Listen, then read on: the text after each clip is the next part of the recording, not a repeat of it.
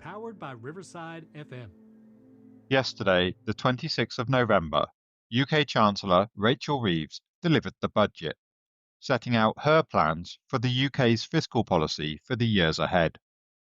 Speculation about this budget had been rife in the weeks leading up to it, including apparently due to the government testing the waters by leaking some of its policies and ideas in advance to see what the reaction would be.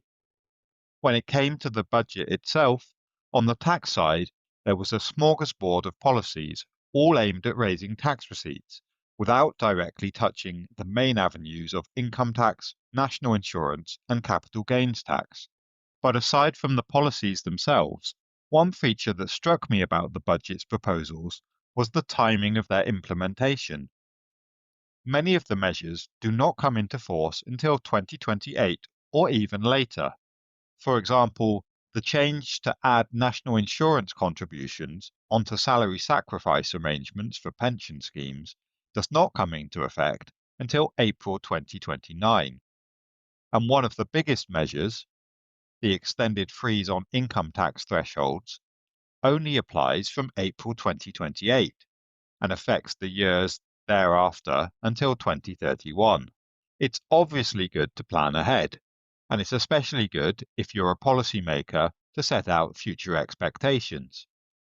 But given that budgets happen at least once a year, and the propensity of politicians of the same party to change their mind, but also the possibility that other politicians from other parties may take power and turn the previous status quo on its head, I'm surprised that forecasters and the public have to give such a degree of credence to these proposals, certainly not to the extent that verges on certainty.